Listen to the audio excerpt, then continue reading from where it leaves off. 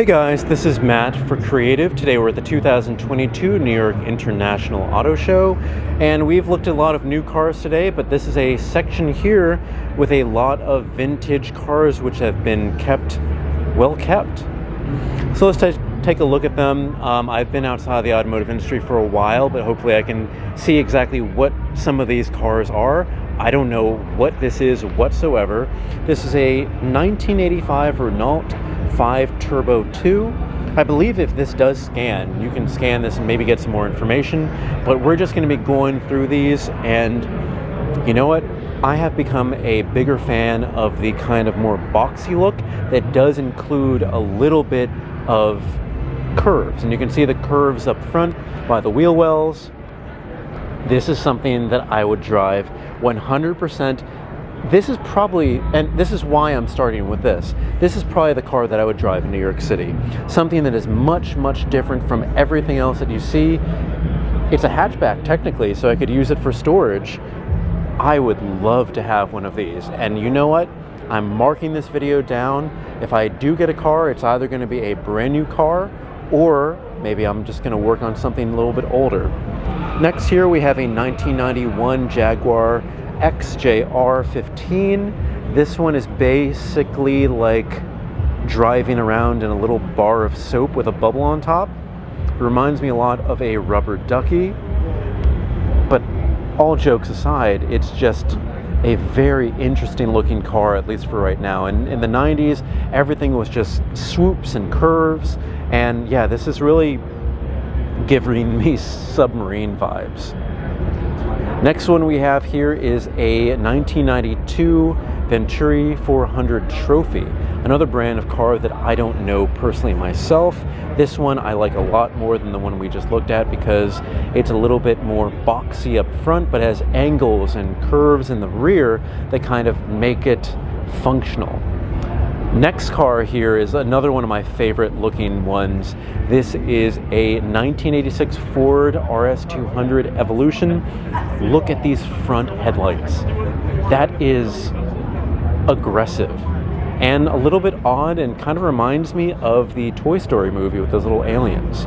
But the rest of the body, yeah, this is again one of the cars that I really gravitate towards. If I get an older model, it will be something like this. It'll be something like that one over there. But the next one here is kind of where I put my foot down, and it's where my limit is in terms of angles and boxiness. Let's see what this one is here. This is a 1986 Citroen, possibly, BX4TC. Way too low to the ground, way too boxy. Way too much like even a station wagon, even though it has the body of a sedan. It doesn't work for me on any level. And also, all right, the white in camera looks whiter than it does here. And is that because we have some yellow lights? No, I think it just looks aged.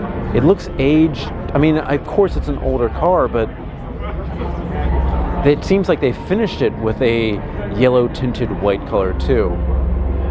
Definitely odd.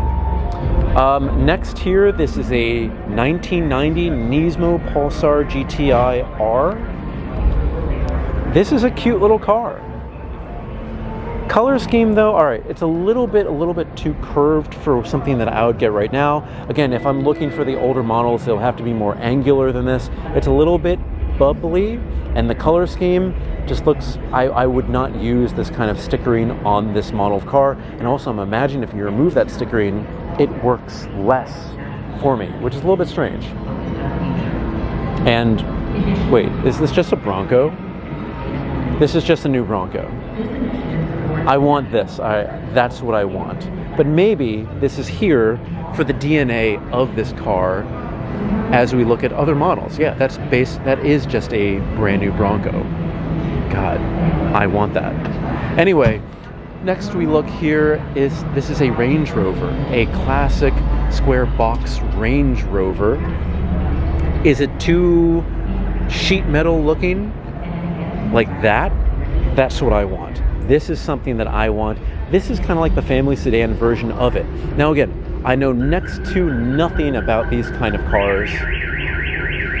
Good job, guys. I know next to nothing about these cars. All right, we're gonna pause here for a sec.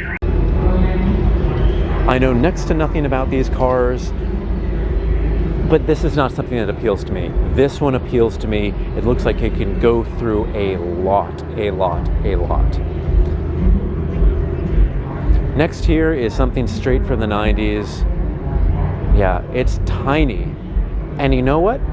As much as I don't like the bodywork of this car, I love the size and the functionality of it.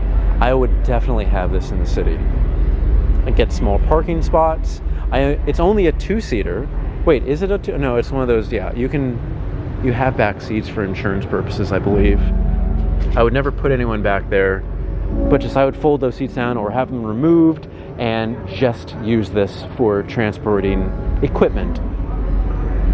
So the styling, not the biggest styling of this Mitsubishi, but functionality, yes.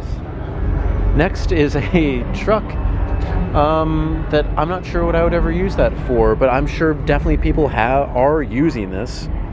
Of course they are using this. It's a truck front. Next is Toyota, and forgive me if I forget what this is, but 90s were one of my least favorite looks in cars in general.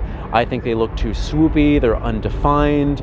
They are one of my least favorite looking just vehicles altogether. Would never use this personally, privately, anything like that. It's just not something for me. Next here, a custom piece that is not for me, but I can respect it. That is insanely low. The wheels on that are ridiculous, but is it for me? No. But come on, if you're gonna fix the car up, defog those headlights. Fix that a little bit. Oh shoot, I don't know what this is, but I remember the logo. Again, a 90s car that swoops a little bit too much, no definition, not something that I'm looking for. Same kind of with this, but again, I do respect the commitment to this. God, look how low that is. And this one's pretty interesting. I would be looking at this not as a lowrider. The traditional version of this would be great to have. All right, let's take a look at this one before we get the rest. This is cool. What is this? This is a Toyota what? I like the doors opening like this. Oh no, this is, what is this one? A Sarah. That's such an interesting looking car. It's tiny. It's so wow, this is so cool. Something I would get though? No, I would not get this particular one. Next, we have some more customization on cars.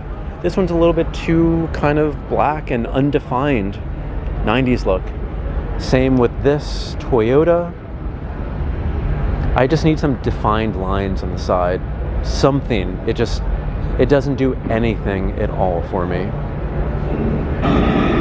Now this one's a little bit more interesting. It has a long body look.